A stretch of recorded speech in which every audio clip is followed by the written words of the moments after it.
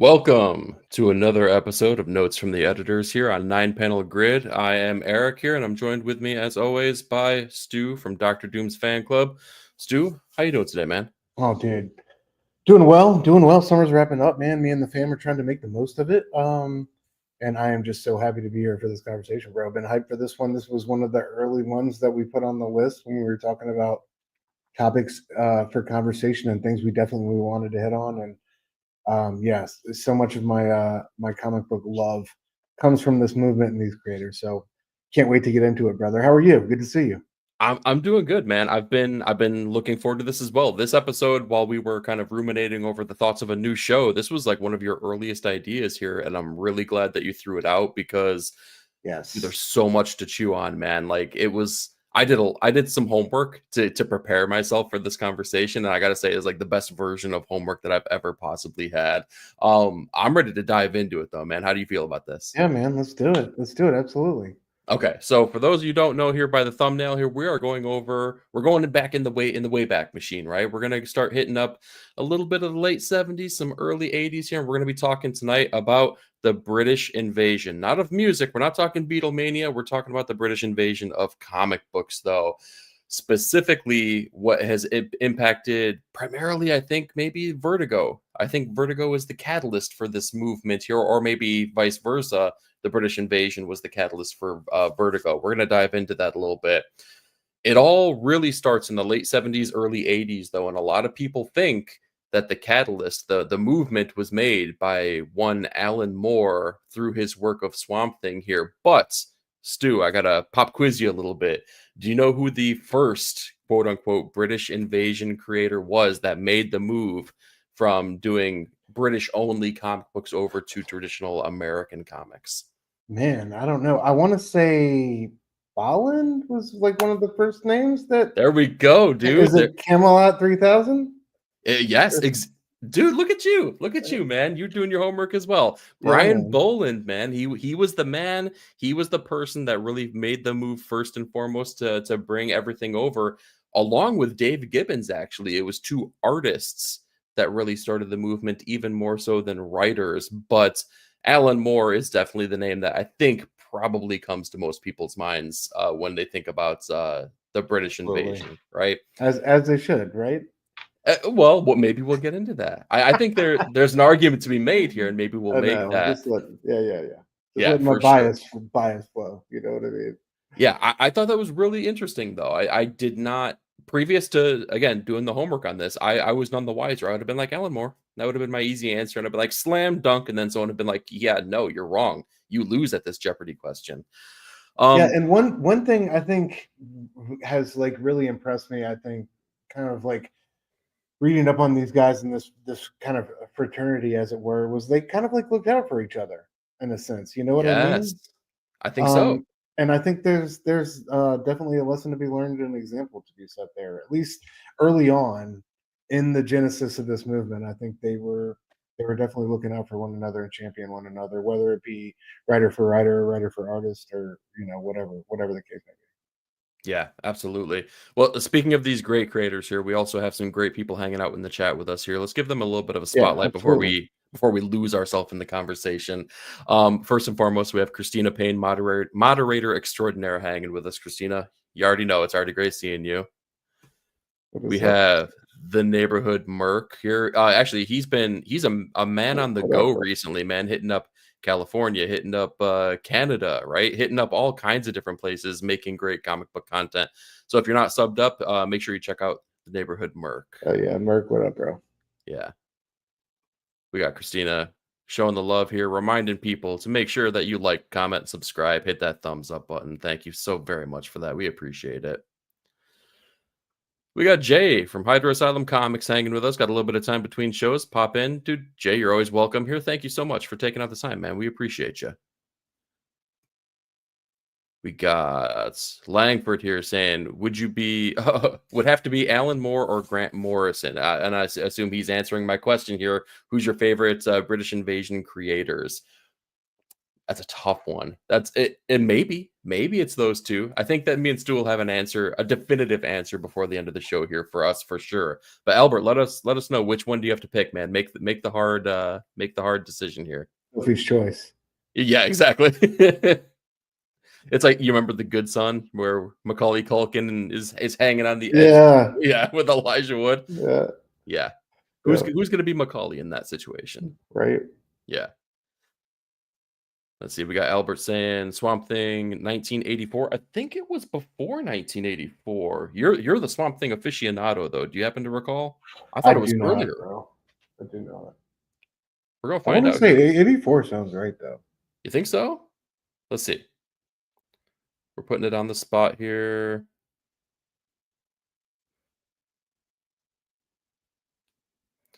Swamp Thing, Volume 2, January 1984. Somebody quick send out Albert Langford his official no prize. Good job, man. You got it right on the spot. We got James Phelps here hanging with us. James, nice seeing you. What up, bro? Station. Good to see you. we got Merck saying he's racking up the mileage for sure, man. Yeah. Make sure you get that extended policy on that car, man. Let's see here. And then Albert said the English always look out for the countrymen. Yeah. There we go. There we go. Yeah. All right. All right. I think we're basically caught up here. So we have some interesting facts that came up here through the homework that came out of looking into the British invasion here. And Stu, I was messing with you a little bit, man, and I was listening to a couple people talk about the kind of the early days of Vertigo, the proto Vertigo, which really kind of was Alan Moore's Swamp Thing that really drove things. But there was something that really kind of was the catalyst for all this happening here, and I kind of gave you the clues. It was by way of Dick Giordano, an actress of the 80s, Adrienne Barbeau, and still not. And do you know what the magic formula is that actually made that kind of push Vertigo to the forefront? No, clue me in. I'm on the edge of my seat, literally.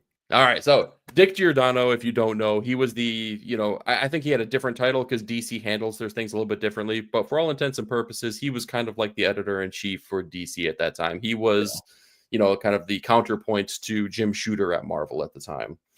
And they decided that's, they were going to kind of market themselves. It was kind of a big push at that time for both Marvel and DC to market outside of the comics. They were going to start doing, they already had cartoons, but they kind of wanted to get on some bigger screens here. So what comes on the big screen? None other than the original Swamp Thing movie. And who was the femme fatale in that one? None other than Adrienne Barbeau. Her being in that movie was the thing that made Dick Giordano go to the editorial team within DC. And I believe it was Rick Veitch that actually was the person that had the statement that said, guys, it would probably be really smart if maybe we had a Swamp Thing comic book, maybe an ongoing series that would coincide with a movie. Seems kind of smart, seems synergistic.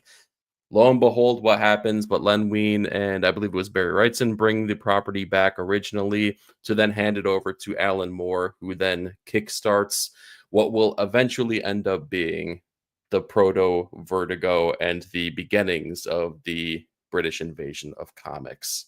So there we go. We have an incredibly terrible movie to thank for all the wonderful comics that we have in our lives. I don't know about that. I don't know. Incredibly terrible is kind of rough. That's like somebody who would give True Romance a 4 type of talk. You know what I mean? So sounds right. It sounds right. When was the last time that you allowed the Swamp Thing movie into your heart? Because let me tell you, man, that one's an easy 5. I don't even need to rewatch it. Okay. You know what I mean? Hands down. Hands down. I think maybe if you're in the right state of mind, maybe that gets a 5. Absolutely. Yeah, that's wild. I do think Giordano deserves all the flowers for kind of being the old school dude who was open-minded enough to really let this thing kind of flower and take shape, though. You know what I mean? I think, of course, Karen Berger for sure with Vertigo, but man, it's definitely Dick was there, in those meetings with her, and I think helping guide the ship in a big way. So you know, and she was new to the business, and I think he was helping her in a lot of behind the scenes ways that was really beneficial to the brand. Yeah, and you bring up the name that that rings true throughout all of this, right? It's the glue that holds the British invasion together, which is Karen Berger. Karen Berger was an editor within the DC structure at that time, who rose through the ranks, worked alongside Dick Giordano so closely, and had such success with the early onset being Swamp Thing that they kind of said, "Hey, we need an umbrella for this all to live under. We need something where you can kind of flourish." And kind of, I don't know, foster what you're building right here and keep pulling that talent in, because it wasn't just something that just happened, right? It wasn't just this big wave. Like, it was at first a little bit of a trickle that slowly but surely started building up momentum.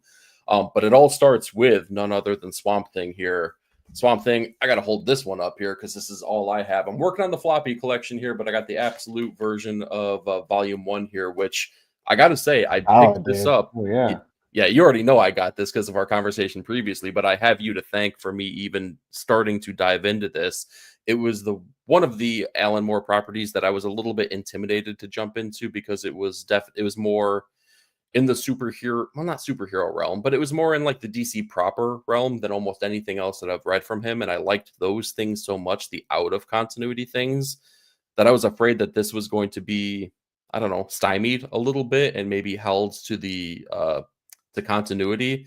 And lo and behold, I was completely surprised because it wasn't. And it's brilliant, even by today's standards. So thank you, because you're the one that definitely You're put me onto welcome. Yeah, that. you're welcome. And to anybody out there in the chat or watching the replay, highly recommend, definitely. Yeah, it's incredible, man. I think he was really ready for this opportunity. You know, he had been building up his name in British comic books and had Marvel Man, which became Miracle Man, and V for Vendetta going in Warrior magazine. He never even got to finish those though in Warrior. With the way things that turned out, can you Hmm. imagine that? Two of his masterpieces, you know, he had to finish later on, but and he got that opportunity with like Eclipse and then yeah, Vertigo. But yeah, he just, you know, he gets a call from Len. They're struggling for sales, like you said. It was go time with the movie, and he completely um flips it and reinvents it in the most genius way possible from the jump. And um, I just love, like you said, Karen Berger. I think the success of Vertigo follows the success of Karen Berger at DC. Somebody who comes into comic books who sees it as a stepping stone in their career, who Hmm. doesn't plan to be around that long. I think she was an English major at you know, Brooklyn College, so she, you know, just really had no interest in superhero comics, and that's kind of how we got here. Is like she wanted to read stories that didn't have superheroes in them that she still found interesting, and that's kind of like the genesis of, I think, the success of this book um, really helps, you know, that take shape. So yeah, I just doesn't, it doesn't get any better to me than Swamp Thing. I think you know, we talked about it last episode with when I put Alan on my Mount Rushmore of comic book creators. You know, nobody on a pros level, just there's nobody that comes close to him for me. So there's some writers who are doing magnificent things nowadays, but and who have done so in the past, but you know, more is a step ahead. So Yeah, he has a way of crafting a story that is, I mean, arguably like none other. I think there's people that are in the gravity well of Moore that are definitely influenced, and we'll definitely talk about that a little bit more as the episode goes on as well. But it's hard to say that people kind of hit that same high watermark that Moore does, at least in the same way that he does, because I think that there's people that do it just as well, but yes, are way different. You know what I mean? yeah, and it's awesome to like. I remember reading Karen talk about this and like how she didn't really have to do any editing. Alan is going to be Alan. He comes to these books. She said he would plan it. I plan it a year out. He would give her everything he was going to do a year out, and then break it down issue by issue. And she said, and it was all wonderful. It was all stunning and amazing. And he had those super concentrated scripts. You know what I mean? So like dude came ready to play, man, and he nailed it. And like I was talking about, like he gave I think the Taliban and Bissett, like bringing those guys along for the ride. Yeah. That he would work on with Miracle Man and stuff like that. So like I just love, yeah, I don't know. I love like you start to see that foster and take shape here. Well, and we should probably talk about the roster of people, because I think you bring up a good point, which is that he brought those artists alongside with him, and we've seen that almost in every single property that's come out from the writers that we're going to be talking about here. We had a couple more people drop in here, so let me just say what up to them real quick Yeah, here. for Starting sure. off with Simpleton DC here. Comics, I'm here for the music. Good one, Arguably bro. just as good, and maybe we'll be Oh talking about yeah. that a little bit more too here. But let us know here. We talked about the comic books and the creators here. What's your favorite British Invasion band back in the day here? Let us know in the chat. Yeah. We got Langford saying here, I think Moore's literary ability is a step ahead Morrison, but Morrison's high concepts are ahead of Moore. In the final analysis, if I had to choose, I'd probably go Grant Morrison. Man, that's a brilliant way to put it. I love that. That is, yeah, that's so apt, man. It's very, very true. Yeah. I might actually, I don't want to make a choice. I was about to make a choice and I'm not ready to yet. But you All right. almost tricked me into it, It's not Albert. Mount Rushmore tonight. We're celebrating them all, Yeah, that's right. Yeah, so they're all winners. Okay, they Yeah, all deserve exactly. a spot. Gosh darn Exactly. it! All right, But Albert had to come down to his, and I love what he said about high concepts there. I think that's so on point. Yeah. it's So, very true. While yeah. they're both practicers of magic, maybe there's some different spells that both are casting here, and Yeah. both equally good though. Let's talk about some of the creators here that started coming over here after Alan Moore kind of kicked the door down for everyone. So, of the multitude of books that we have here, Alan Moore is responsible for the first onset of them being Swamp Thing and Watchmen. He brings, well, I should say maybe Dave Gibbons brought him over, because he works with Dave Gibbons on Watchmen. We have Death, The High Cost of Living, which is the first official Vertigo branded book that comes out here by Neil Gaiman with Chris Bachalo. We have Animal Man by Grant Morrison and Yes. Chaz Trug, I believe is the name. Truog or something Truog. like that. Yeah, In my head, that's always how I would pronounce that. That's probably Truog. I like that. It sounds good. We got another Morrison title here with Doom Patrol, which he takes over. It wasn't his property, but he takes the title over with Richard Case. We have Shade the Changing Man with Peter Milligan and Chris Bachalo. So we already have some repeat people that are coming through. We got Sandman again with Neil Gaiman, and it kicks off with Sam Keith on artwork, which is really interesting artwork, by the way. If you haven't read that, it is not the Sam Keith that maybe you know from his later career with things like the Max and even his Marvel Comics Presents. Very different look, really cool though. I think it fits the vibe of the Sandman book here. One of the names that often gets forgotten throughout the landscape of Vertigo and the British Invasion here, Jamie Delano, who is the person who starts on Hellblazer here, right? Like the name that everyone thinks of when they think of Hellblazer immediately is probably Garth Ennis, if I'm not mistaken, right? Like, yep. Yeah, it's the name that comes to mind, but Jamie Delano is the one that kicks that off. Not the one that creates the character, but the one that takes over the series in itself. We talked about Swamp Thing here. We have Kid Eternity, who Grant Morrison, which again, we're talking about these names over and over. This is where we talk about people pulling other people in here. We have Duncan Fegredo, who works with Grant Morrison on that. We also see Duncan Fegredo later work with Peter Milligan on the book Enigma that comes out from Vertigo. That's just go on to Hellboy and so many other great things. Yes, exactly. And this is just the very beginning of like the books that we're talking about. And of that list, we talk about heralded books that like are still on. Like you talk about the best stories within comic books. If you put together a top 10 list, dude, like, I mean, how do you not put at least 5, if not more, of the stories that I just mentioned on that list? Seriously.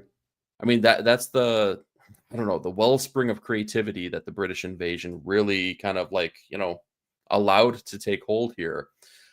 Of the names that I mentioned here, those were kind of like the early onset people in some of the books that they put out, man. What stands out to you? What were some of your favorites here outside of Swamp Thing? Grant, dude. Grant all day. Yeah. Yeah. Animal Man and Doom Patrol were just monumental books for me in my comic book readership. And yeah, dude, just mind blowing experiences. So definitely those are up there. Did you say Arkham Asylum? Arkham Asylum had to be in there somewhere, right? Morrison and McKean. So these were, I just listed Vertigo titles, but Oh, you're okay, absolutely right, gotcha. because then we have Arkham Asylum, we have The Killing Joke here. Hell yeah. Found out some interesting news on this as well here that we'll get into. But yeah, I kept all the other like DC proper things kind of out of the equation, even though we should be talking about it though. So yeah, so great call out, because Dave McKean is another artist that they pull in. I don't like Hellblazer was a blind spot for a long time. Gaiman is a complete blind spot for me. It it just is what it is with him. I know all the recent controversy but Sandman is not. I've never Sandman, Black Orchid. I know all that he was kind of like the second generation after Moore, but it's a blind spot for me. I've never it's just never really connected with me before. I do have, and I've tried to get into the first couple trades before, but and I know that's blasphemy to some people. I know some people, it's that comic that they like recommend or give to people to get into comics, but it's just, I don't know, it's never landed on that level for me. But Morrison, I've always just felt like that connection and that kinship with him. And yeah, like I agree with what Albert was saying in the chat, dude. Like his high concept stuff is so special. It's always weird. It's always different. It's kind of crazy to think, like, did you know the Animal Man was only a 4-issue mini? That's all they were going to give him at first, and then it was just kind of like this. He had all these things kind of go great at once. Like Arkham Asylum was cooking, and then he got Doom Patrol, and issue 5 is when he is Coyote Gospel. One of the greatest comic book issues of all, single issues of all time to a lot of people. So. Yeah, man, I just think he along with like so many of these other cats was at a point in his life where he was on a creative run, like the likes of which we don't get, but once, 2, 3 times in a generation. And Yeah. I think like the stuff he was rolling with in the late 80s was special. So, and he just continued to develop his weirdness and his brand and his ideas, and it went on to so many crazier things like Invisibles, and I could go on and on. But Grant's always been the dude for me. Out of that, like besides Moore, out of that first wave, it's always been Morrison. When it comes to just amount of work and ideas, different ideas put on the page, it's incredibly difficult to argue that.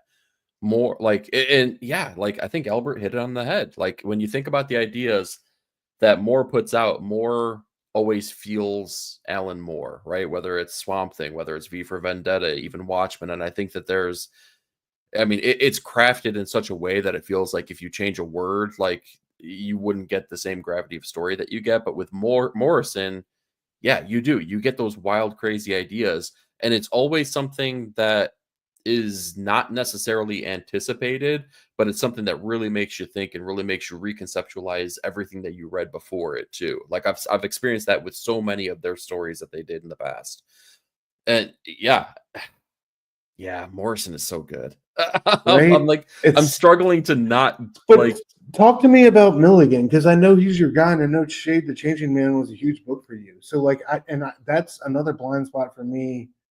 That's a story I've never read, and I know I love Bachalo and his later work with Marvel and stuff like that, but I've never been exposed to that side of Chris. So like, how did that book come into your life, and how did you connect with that one? Because I know you have a reverence for that one. I've always been interested in.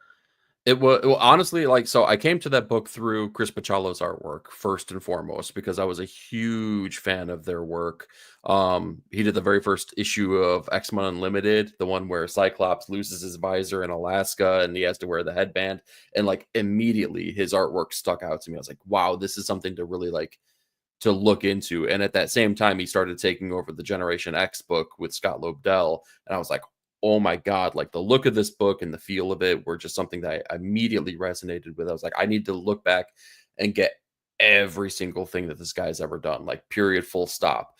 And really, it was a matter of, at the time, I was living in the Midwest and I was at Graham Cracker Comics. So shout out Graham Cracker Comics there, looking through their dollar bins. And like in the dollar bins, they had like, I don't know, like at least 50 of like the 75 issues run within the dollar bins. And like week after Mm. week, I would just start just putting dents in the run, reading and reading and reading. And like it was the artwork that drew me in. The writing kept me around though, because it was a formative time in my life. It was just like it was the right time to read that kind of book. I was kind of like getting out of my teens and like thinking that I was a fully developed adult, but like looking back at it, knowing now, definitely not. But there was a lot of ideas to explore, a lot of things that, you know, a lot of world viewpoints that totally influenced me throughout that book. To this day, I still think it's one of the most progressive books that you will ever read, period, full stop. If you read it today, if you know that it came out in the 80s, it's going to blow your mind. If you look at it today, you're like, wow, that's still pretty, it's pretty cool to have those ideas be put on the forefront and, you know, and play with those kind of things in the landscape of comic books, because it's not safe. It's not safe at all. And that's really cool about it. And you can almost say that about all of the British Invasion and Vertigo title creators, is that none of them played it safe, because Karen Berger not only influenced it, but I think that she probably was like the bulletproof vest as well that said, let these people cook, let them do their thing, because you have Yes. to understand what kind of like creators they're going to either be in the moment or develop and become. So like shout out to Karen Berger as well. Going back to Shade the Changing Man though, when I say it's progressive here, it was the story of a person from a different planet, a totally different landscape that basically had these super heroic powers that were manifested through madness. So the crazier things are, the more powerful and the more potential this person had. And it was a Steve Ditko creation, and it was very super heroic when it was first onset. They totally took that idea and recalibrated it, and you see that a lot, right? Doom Patrol is another for instance there, right? Not Morrison's creation takes an idea that was kind of like a proto X-Men and kind of reconceptualizes it. So Peter Milligan gets his hands on this and says, I think I could do something with it, right? And Mhm. we're gonna ditch the super heroics of it all, and we're gonna say that the psyche of this madness person is going to inhabit the comatose body of this serial killer. And when that happens, he escapes the insane asylum, the mental asylum that he was in, and he befriends these couple people. Well, one of the people that he befriends is actually the daughter of two of the individuals that this serial killer had killed in the past. So from there, it's basically this, the first like Mhm. 20 or so issues is this road trip where they're basically both trying to escape the madness that is being exuded by this character and kind of find themselves in the landscape of being in your early 20s and not knowing yourself and not knowing your place in the world.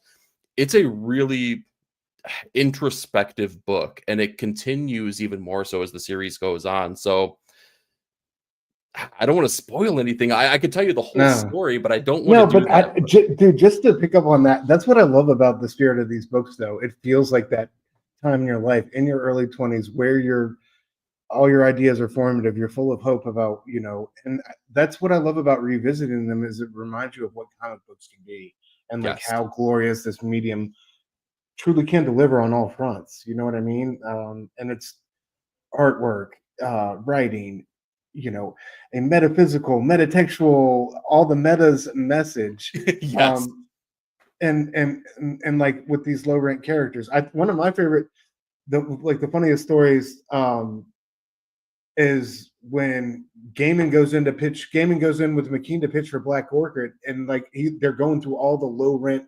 characters and the DC, like they're like, how about I got this Phantom Stranger story, and like, Morrison's already pitched us on the Phantom Stranger story. It's like that was literally everybody was trying to grab like all these random obscure ones and land these remarkable game changing stories with them. So I love that formula of taking characters you've never heard of, or that have been in the DC basement for years, and getting the dust off. And also, did you hear about the accents back and forth in that Gaiman meeting? How they thought he was talking about Black Orchid, but they thought he was talking about Black Hawk Kid. Yes, Burger and because of the heavy English accent. Like that's hilarious. So yeah, it's just kind of crazy because to see, like, you know, how it was kind of a grab bag, but how it gave us all this beauty and all these like timeless books. Literally, like you said, so many timeless titles out of that first wave. So many quality books that truly stand the test of time. I mean, yeah. there's not many skips in there, so that's everything. Exactly. And it goes to show that like there's no idea that is too far gone to make something that could be absolutely worthwhile. So like even those basement characters, Absolutely, every man. single one of these. We even look back before Vertigo and look at Watchmen, right? Watchmen was initially pitched to be the Charleston characters who DC had just recently purchased, right? So like for instance, the comedian was supposed to be Peacemaker, right? Rorschach, oh, it's escaping me now. It was right on the tip of my tongue here, but they were all supposed to be these Charlton Right. characters that was purchased, and then they were like, well, maybe we're gonna interweave them into the DC universe. So like, it's a great idea, but like make it something different. And Alan Moore does and makes it the true like seminal superhero story to end all superhero stories, basically. But it's all these ideas, every single one. Death, the High Cost of Living, and Sandman are reconceptualized things from the Sandman, you know, that was the proto Sandman, totally reworked. Animal Man came beforehand. Doom Patrol, Shade the Changing Man, Hellblazer was originally introduced in Swamp Thing. So I guess maybe Hellblazer is like the only thing that really sprung out as a new idea, or the first new idea out of the British invasion. Maybe I'd have to do my homework on that one. But if so, what an appropriate character to Yeah, dovetail right. out of that. Like, Absolutely. it's perfect. Yeah. Yeah. So what? Let me see here. What other books here? Oh, here we have a couple questions in the chat as well. Oh, we got Cali Comics hanging with us here, saying Garth Callie, what up? Ennis. Yes, absolutely, Garth Ennis, dude, for Yeah. sure. Make sure you check out Ink and Insights last week here, where we talk about the war and all of the Ennis's that all the Yeah. Ennis, you know, essence that he throws in there. Wild book. Yeah, we got Philip saying, any Neil Gaiman fans? I'm a fan of his work. I'll say that Yes. much. Dude, yeah, it was rough with that news, so definitely. But like, incredible body of work, man. You know, from kids' tales to like comic books. Like, and also like the things he's done for writers' rights and the you know, looking out for creators on that side of the business. But like, we can't ignore the news that came out lately, and that unfortunately makes it difficult to talk about him tonight and, you know, include him with enthusiasm like we want Yeah. to on this list. So Yeah, it's all topic of conversation, right? We're talking about a creator and all the things that come along with that, the good, the bad, and the ugly. So that's part of yeah, the conversation. Like one of the stories that I always tell people is that, you know, Neil Gaiman is honestly one of the primary reasons I'm married to the person I'm married to right now, because our favorite book and the conversation starter that we had was due to the fact that we had both read American Gods, and it was like our favorite book of all time at that point. It was incredibly troubling to hear that, you know, that news, but it's also equally, you know, whatever, that life experience doesn't go away because of the things that had happened. right. It changes, but it doesn't go away. So it all depends on your relationship with the creators, so, you know, ultimately, and the work in the comic speaks for itself. So that's all I can really say on that. Absolutely. Yeah. We got Chris from Lost in Comics, man. Chris, always great seeing you. Hello, brother. Good to see you. Yeah, he's saying one of Milligan's most underrated comics of recent years, Out of Body. Such a great astro projection book. Yes, I totally dug that. That was an Aftershock book, if I'm not mistaken. Damn, I gotta check that one out, dude. Yeah, I dug that. I dug that quite a bit. He also did an oversized one shot from Aftershock 2 called God of Tremors that I really dug as well. It was a period piece kind of story.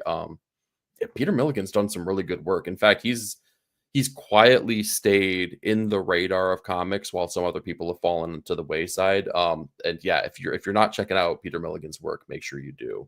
That X-Force run with all Reds. Can't go Heck, wrong. oh heck yeah, exactly. We got Merc Sand. Does Mark Miller fit into the conversation? He's not British, but he he is from Scotland, which is Yeah, still in the UK.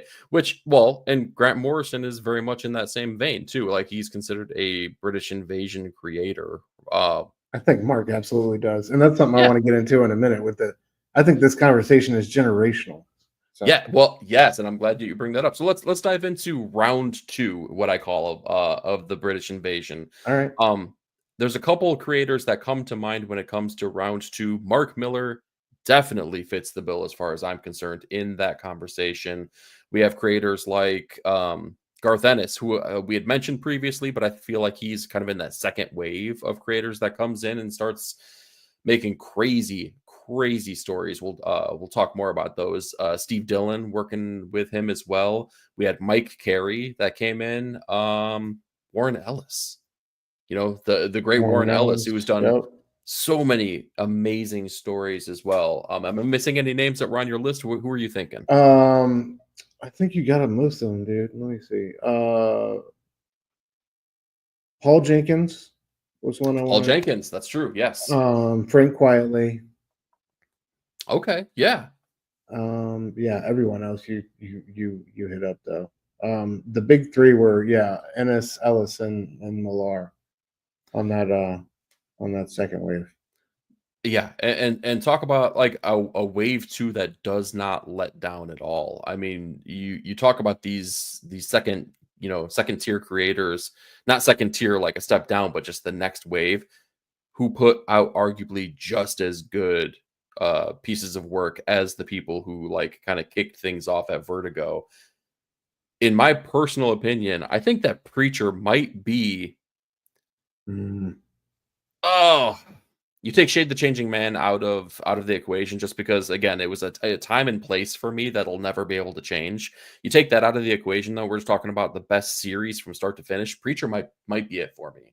It is such a clean story that has such great character, such great character development, even for these lowbrow characters who still have, I don't know, a heart of gold at the end of the day. It was a wild ride of a book, man. Have you read Preacher? I have not, no sir. Oh, You tighten up. Yeah, oh. Don't you have a special occasion coming up here? Isn't something coming right around the bend I that maybe I do. can? Yes, maybe, possibly, I might have to hook you up with a little bit of Preacher in your life because everyone deserves it. Everyone needs it. Um, out of those creators and out of the books, man, what stands out to you though? Millar definitely and Ellis are the two.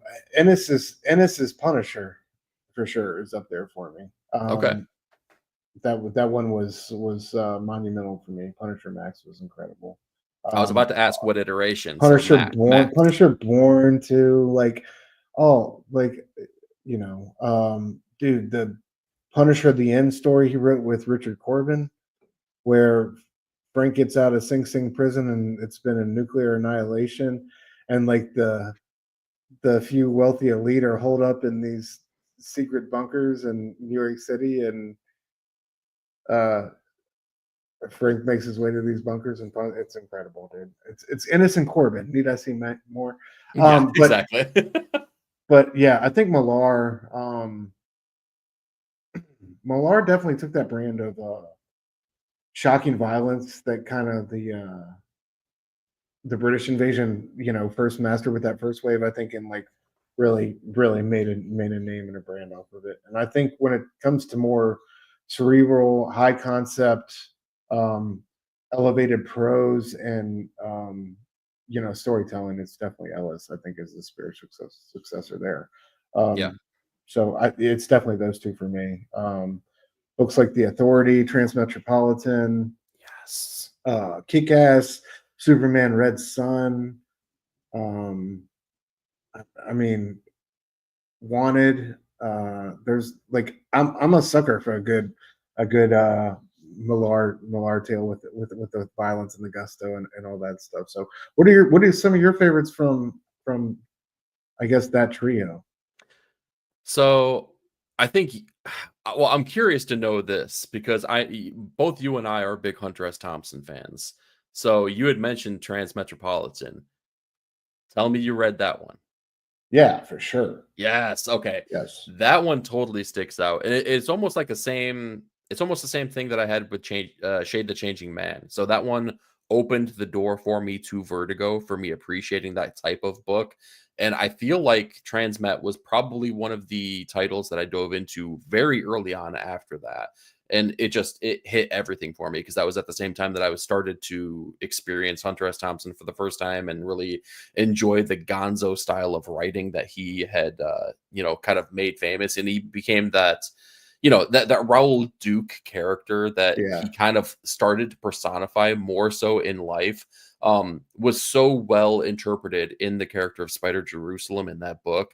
I just loved it so much. And it's the same thing. It plays with these crazy ideas that it's very much like Morrison, but it's almost more future looking than him, where I feel like Grant Morrison, I don't want to say he's more mystical or anything like that, but it's not so much technologically driven. Where I feel like Warren Ellis, like he looked to the future and said, like, Yes. there's going to come a time and place where the human consciousness does not want to embody a physical form anymore. So we're going to talk about the fact that people want to become ethereal, not ghosts, but they want to be this gaseous form here. And the ability to do so, and looking at it through the eyes of this incredibly jaded character who thinks that basically everyone sucks, including the world, but mostly politicians, with Spider Jerusalem. Yeah. Yeah, it's such a good book. Like you said, man, if you're a fan of gonzo journalism, you can't not be a fan of this book. And shout out to Derek Robertson, did a great job illustrating most, if not like every issue. Like I don't, Yeah, the good, I don't think that man took a break. He might have, but I could be wrong on that. But pretty incredible run. To me, also what he did when he came back to that concentrated, small window, short issue like mini series storytelling at Marvel with books like Karnak, Moon Knight. Yeah. He made Moon Knight cool again. Yes, he did. I don't know if you've ever read Next Wave at Marvel. That's one of the best books of all time, dude. With Stuart Emmerman on artwork. Can I break your heart for a second? Dirk Anger. What? I didn't care for Next Wave. You didn't care for Next Wave? Oh my god! I know that does break my heart. You're right. I'm in the outlier, and I know that for sure because that book has been so built up from so many different people. So I found that book because when I first got back into comic books, I was pulling from all sorts of like recommendation lists, year-end best of lists to really just fill my voracious appetite for reading everything I could. And I came across Next Wave I remember it was on Chip Zdarsky's recommendation list. Mm-hmm. I think Chip had like all these like little 2, 3, 4 sentence little mini paragraphs about his book. When he had Next Wave up, he said, "Oh my god, this book," and that was it. Like that's all he said. Kelly Thompson also had it on her recommendation list. So I think after I saw Kelly and Chip, I was like, all right, I gotta, and Warren had already been a name kicking around, for sure. But yeah, dude, you go back to his like superhero stuff, the Authority, and I think that's really where he takes the mantle. They have that one issue in the Authority run where they kind of have a funeral for that like initial first wave of British creators, right? And like everything they kind of represented. It's kind of like really symbolic and beautiful. So I don't know, it was dope. And I think you still see it today with like Kieran Gillen and like Cullen Bunn and like all those folks from, not Cullen Bunn, I'm sorry, but all those folks from across the pond who still like carry on that tradition and that proud lineage. So but yeah, I think for me, like the things Ellis did both on a grand scale and on a smaller scale were tough to match. Yeah, exactly. Yeah, Ellis, man, Ellis and Ennis, I feel like just took the ball and ran with it. Like, I mean, their careers skyrocketed, rightfully so, due to the gravity of the work that they were putting out here as well. And we still have other things coming out from that first wave of creators all throughout this time as well. Like we talked about Grant Morrison, The Invisibles comes out at this time. I own the Invisibles, the huge freaking book of it. I'm so intimidated. I still have not read it. I need to find that right time to dive into it and really experience it. But from everything that everyone says that has, like, you have to be in the right mindset. And if you are, it will change your life. It is that type of book, but you can't just pick it up thinking it's a casual read, because it's Right. not. It's not that at all. Right. So I'm intimidated, but I'm ready. I feel like I'm ready to dive into it. So on the flip side, Big Dumb Fun, Millar. Let's talk Yeah. Millar. Well, who's Yes. your favorite? What's some of your favorite Millar stuff? Do you like his own Millarverse stuff, or do you like any of his Marvel stuff? Like, I love his Wolverine. I thought his Yeah. Enemy of the State, Agent of the Shield stuff was great when with JR and Yeah, I think that honestly, if I'm, yeah, I think it's his big two work that stands out to me more so than his creator-owned stuff. I think they're the same flavor, which is really awesome. Like, you know what you get with a Mark Millar book, which yes. if you like big dumb fun, but like like the dumb part It's got doesn't an ring edge to true. it. It's got a nice little edge to it. Yeah, exactly. Like there is a level of intelligence to it. There, like it, but it's not elevated by any means. Like, it's still the bombastic fun that you would expect. But dude, like the way that he came in the early 2000s to Marvel with it, like, I look at him and Brian Michael Bendis at the same time, and I say, like, these are the two dudes that really took Marvel, and like Marvel Knights saved it from bankruptcy, but these two dudes and what they did with the Ultimate Universe, I feel like made Marvel to the juggernaut that it actually is today. And like it was as simple an idea as Mark Millar going, why aren't all the most popular characters in the Avengers? Like, why isn't Wolverine an Avenger? Well, he's in every other book. Would you sell more? And can I write a story about it? Why aren't we doing this, guys? Yeah. Like, it's just the simple thinking of that, like, really made Marvel into the thing it is right now. He has a part to play in even the MCU being what it is today, because you look at like a lot of what that was taken from and what they've kind of like tried to emulate was the feeling of the Ultimate Universe, the very first Ultimate Universe. He was one of the architects of actually making that happen. He was the writer of the Ultimate series that came out. I think the Ultimates honestly is probably my favorite thing that he's done. Maybe not the best, but probably my favorite. Oh yeah. I don't know. Favorite all time from Mark. I got to think about that one.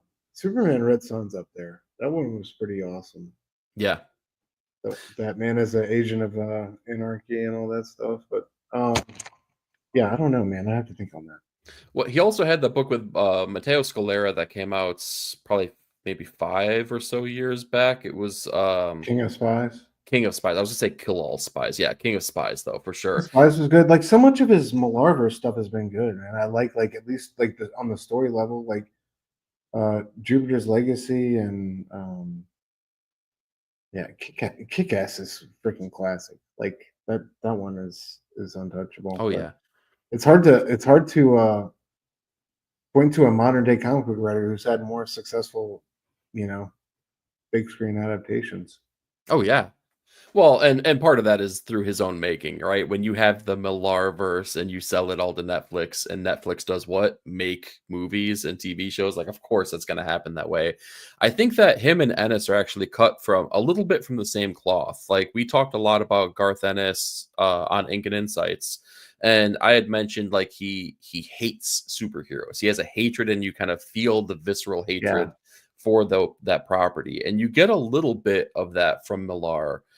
But it's not hatred, I don't think. I think it's a scathing nihilism. I feel like he just doesn't care about them. Like, he has no care whatsoever. And sometimes that's what you want, because like even you've seen it like with movies and you've seen it with So comic true. books, when there's a creator that comes on and like I always think back to the Ben Affleck Daredevil movie, and the director whose name is escaping me, but I remember he came onto the project, and I was even a huge Daredevil fan back in the day, but he was just like, I'm such a big fan, and I just want to honor like the legacy of all these creators, and I want to incorporate this issue and that issue and this run, and I want to do all this.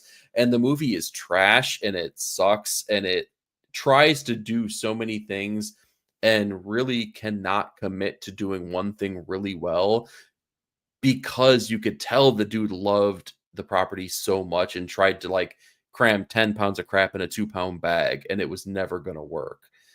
Millar doesn't care though, which gives him the freedom to say, like, I don't want to deal with bad ideas. I don't want to do something that's going to be stupid. Let's do something that's going to be entertaining, and let's do something that's going to sell books, period. I don't care who the character is. And I really respect that about him. Absolutely. And it just seems like such a enjoyable guy. Do you watch his podcast? He does a great job with that. Yeah, I'm not like a weekly listener, but I'll pop in every once in a while to listen to who he's talking to, especially when he's got like a creator that I definitely like, resonate with. I really like he has a group of retailers he gets on, like, and they have like a round table. They've had it, I think, 2 or 3 times now, but just kind of doing a temperature check in the industry and where it's at and how those guys are doing at their stores and stuff like that. It's really interesting to see. It's refreshing to see a writer that big have 3, 4 like LCS owners on and all talk about their experiences and how they're doing. You can't and deny it's like it's crazy because I think from show 1 to show 2, one of the guys closed shop, or something like that. Like wow, it's real life. Yeah. Well, you can't deny his love for the industry. Like there was a guy, it might have been a year ago back at this point, but he had a conversation that he was saying basically like, yeah, I see the numbers for these books. I know what the industry is doing. I know that there's some success, and I know that there's some things that are going wrong. Like Marvel, all you got to do, and I'm sure he was speaking to Marvel and DC, the big two or whatever, all the popular books, but he's just like, it's a real simple formula. Like, pay the creators. You pay the creators to make good books. You make those good books. It's basically the idea of putting more wood behind fewer arrows, right? Like, make every book absolutely necessary. You have to buy this book, period, because it's great and it incorporates all the things that you need. Just do that. Like, you can continue to put out 50 variants. You can continue that business model, and you can continue to pay, mediocre page rates. And I think I'm being very generous when I say mediocre. Right. You could do that, but it's a short-sighted game. Like, all you got to do is make sure that the people who make these books are fed, and you're going to find success. I think that's one of the biggest lessons from this whole movement right here, right? Like, is Karen Berger, Jeanette Kahn, Dick Giordano, all those Lynn Wein had faith in their creators. Like, Shelley Bond. He gives it to Alan Moore. Alan Moore tells him he wants to basically upend and erase everything he's done before and do something completely new, and he's cool with it. Like, having faith in your creators to tell a good story and that the fans are going to be there for it, and et cetera, is continue is a gift that continues to give. So like I echo what you said. I wish all the publishers would learn that lesson and truly give these creators what they're worth, both financially and in a way that not just paying them, but giving them the faith and then, like, giving them that relationship to where they can trust you. I feel like that's lacking in a lot of editor, writer, artist relationships these days, is that trust and that, like, free for all. And you see it reflected in the better books of our time. You hear these creators talk about their relationship with the editor. So I don't know. It feels like that's few and far between these days. Well, it feels like it's something that is either the reason for a book to flourish or a reason for a book to flounder. It's going to be one of the two. You have to have that relationship on point, and we've seen it time and time again. Speaking of floundering, though, I have not been keeping an eye on the chat here, and I've missed a couple people joining us here, starting with Williams Herrera saying Milligan. Yes, absolutely. Cannot disagree with you there. We got Jesse saying Spider Jerusalem rocks. I absolutely agree. He's one of the all-time great characters coming out of Vertigo for sure. So cool. we got Simpleton making sure to point out that yes, I am the loser who isn't enjoying this. We got like Dirk Anger, bro. Straight up. That's some Dirk Anger talk. I'm just saying, like we have a trio of individuals now: Chip Zdarsky, Kelly Thompson, and Simpleton DC, telling me that I should be reading this book yet again. So I guess I got to listen to the trio. Maybe I'll revisit it here. We got Rogue Collecting hanging with us, man. Rogue, nice seeing you. Station, brother. All right. You know, there's another thing that came to mind, though. We talked about the second wave, and you had mentioned a couple new creators. I think there's like a sneaky third wave that doesn't get mentioned all that often, at least not in the vein of the British invasion of comics. And it's the White Noise crew. The White Noise crew that came out, and like I feel like they are now starting to take the comic book landscape like as their own, being Dan Waters, Ram V, Alex Packnadell, and Ryan O'Sullivan. I think that those creators came out and like immediately made a splash on the small press side here, particularly being Vault with a lot of books. But you look at the top creators on some of DC's best books right now, and it's all of those people.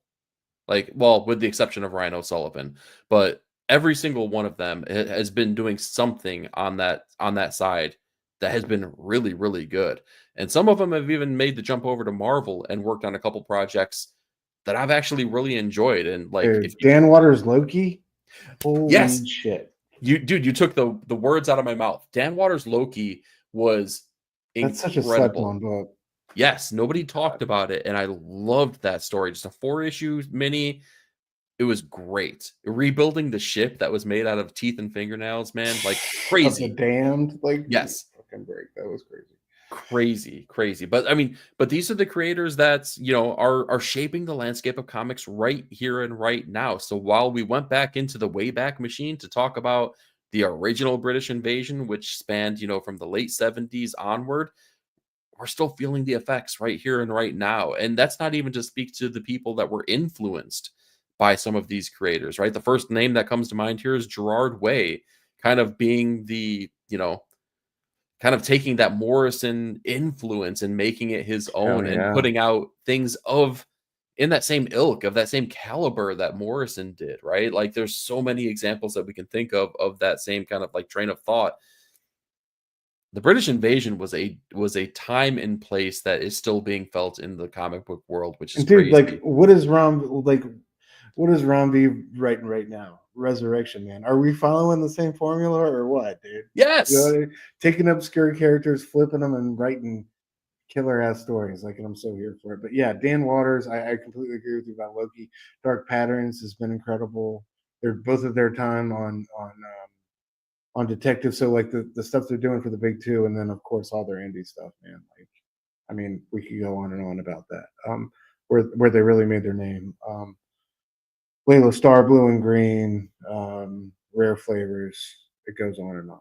Yeah, so, Coffin Bound for Dan Waters. Yeah, I mean, there's. I definitely think, and like you said, dude, I definitely think they're kind of carrying the torch as far as spiritual successors, and they're cognizant of that. You know what I mean?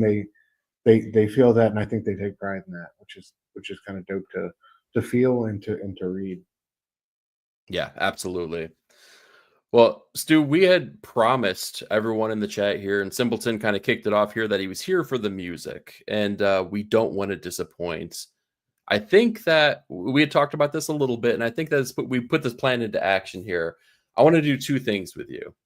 You had mentioned you want to put together, who would your band lineup be? Who would your British Invasion band be using the comic book creators? But I also want you to tell me, give me at least one creator and what British Invasion band that you think that they would be.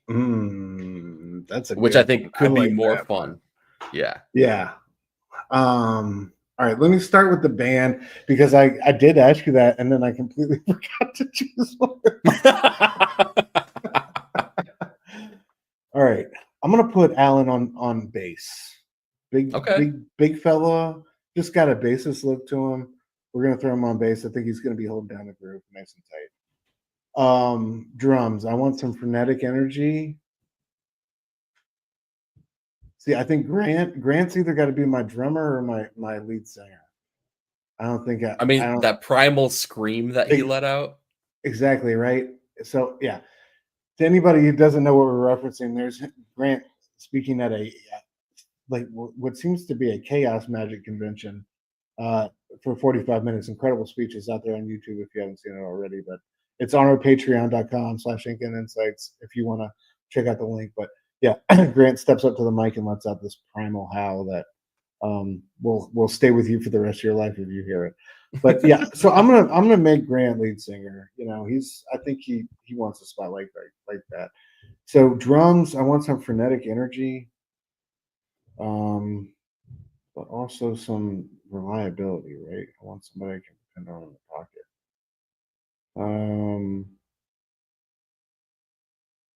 We'll go Ballin, dude. I want Ballin on drums.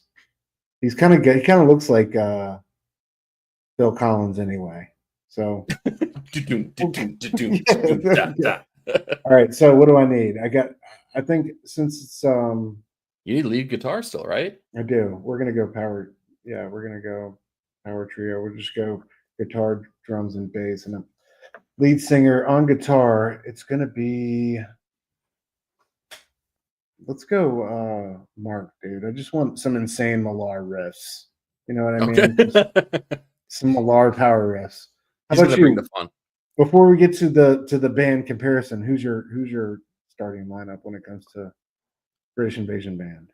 All right, so I feel like with a drummer, you need to lay the foundation. You got to make sure that nobody loses the nature of the song and the tempo of the song. You got to make sure that you're in the pocket. And no one's more in the pocket than Alan Moore. I feel like he just personifies that laying of the foundation. So I feel like he would be the perfect drummer for the band. Bass, you got to keep it tight. You gotta be in line with everything that's happening here. You got to be smooth, and I think that no other person is as smooth as Brian Bolland. I'm not following my thumbnail on purpose, by the way, but I feel like those two definitely fit the bill. Lead guitarist. I'm a punk rock kid at heart, and I think that the Clash is one of arguably the greatest bands, if not the greatest band of all time here. I'm gonna put Philip Bond on guitar for me because I know that he has a big love for the punk rock. I'm gonna put him on guitar. Lead singer. This is big here. I know. I feel like I could screw the pooch right here. Oh my God. Do I go? I'm going to go. Man. All right. I'm going to go Garth Ennis just to throw a curve ball in there. Just because. Well, I don't know if it's me. Yeah, you're glitching out on me. Hold on. Garth Ennis is lead singer, though. I don't know about that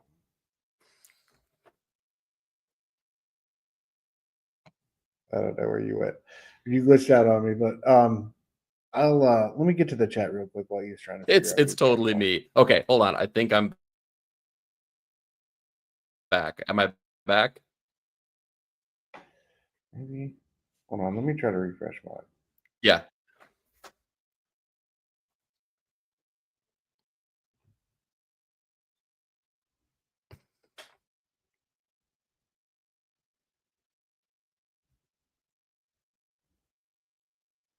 You good? Hey, can you hear me? I can hear you. Can you hear me? Okay, I think it was me. I don't know. I feel like where did I drop off? I think you were getting to Garth Ennis as lead singer. Okay, cool. Okay, so I didn't miss much then. I realized where I dropped things. So Garth Ennis, I just want to throw a curveball out there because no one's gonna know a damn thing the dude screams and says. So yeah, Garth Ennis for my lead singer. All right, fair enough. Hopefully, I built up the anticipation with the internet snafu there. Yeah, for sure. I feel like you got to have Grant, man. Grant would be star of the show. He would be, but you know, I can't just steal, you know, the exact same thing that you put out there. So Yeah, I try to sneak that one in there. All right. fair enough. So as far as bands go, though, what bands do you think these creators personify the most? Man, that's an awesome question. Um,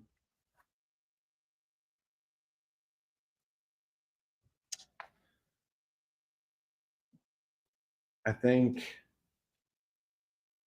Alan Moore is.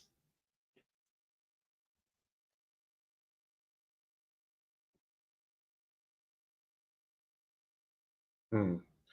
Alan Moore's like.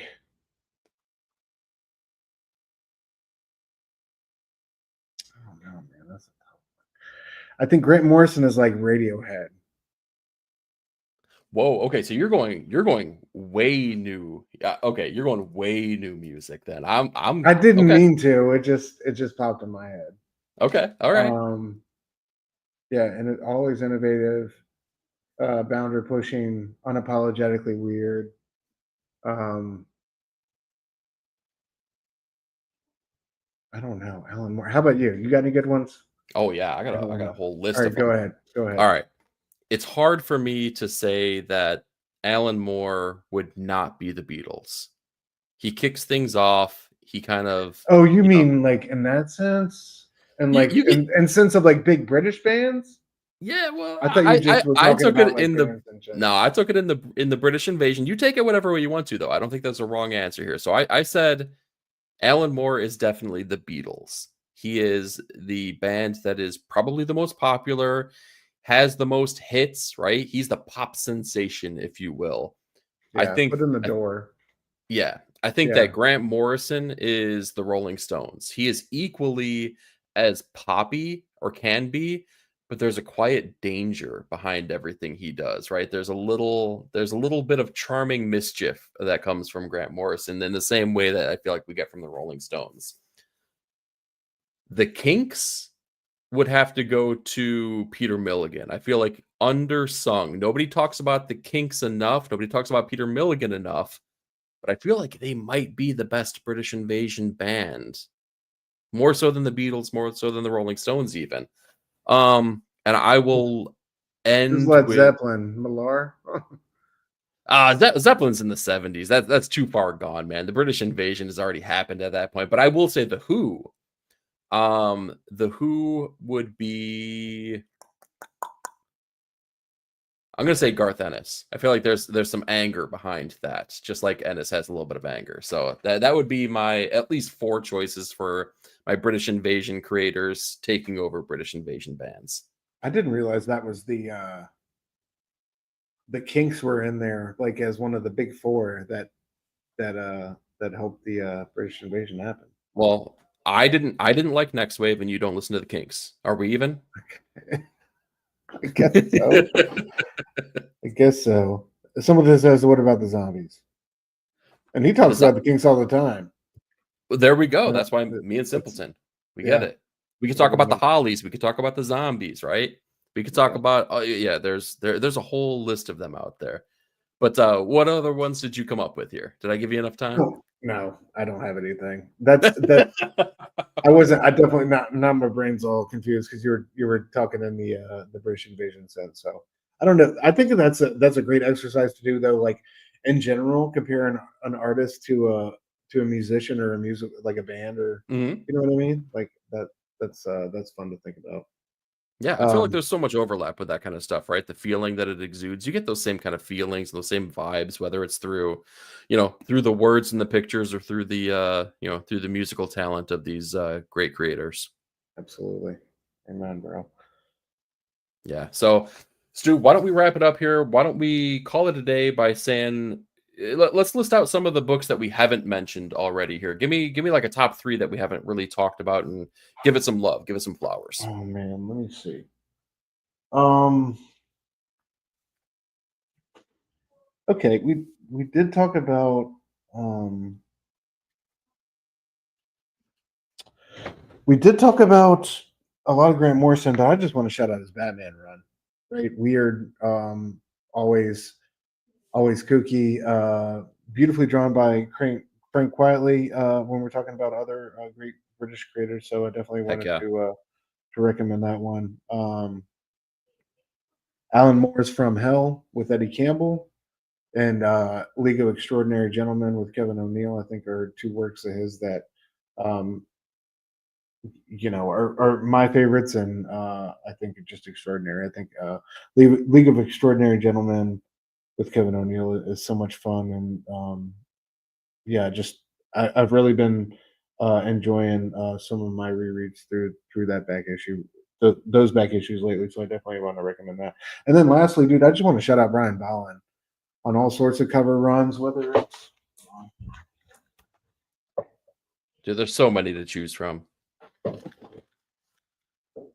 whether it's yeah. Wonder Woman or Gotham Knights or Animal Man or what. I mean, guy's been a machine for so long, and such a beautiful line. Really, just such a gorgeous line. Such amazing composition. So shout out to Brian Ballin. Heck yeah.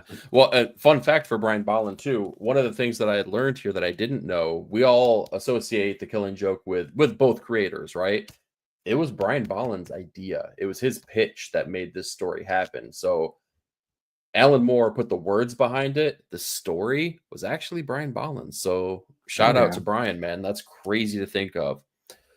In regard to other shout outs here, I'm going to echo one that you said, V for Vendetta from Alan Moore. I think it's a very timely book. I think it's crazy to think it's an undersung book at this point, but I feel like you don't really hear about that, even though it's got a movie that's been made about it. I feel like it's kind of fallen to the wayside of other Moore properties. I would definitely check that out. Let me see what else I have on the stack here. We talked about it being the first of the Vertigo books here, but definitely check out, if you don't dive into the crazy, huge, like pantheon of books that is Sandman, at least check out Death, right? It plays a part in it for sure. So check out Death here. And am I doing this just to show off the fact that I have a Chris Pacciolo remark in there? Maybe, possibly, maybe.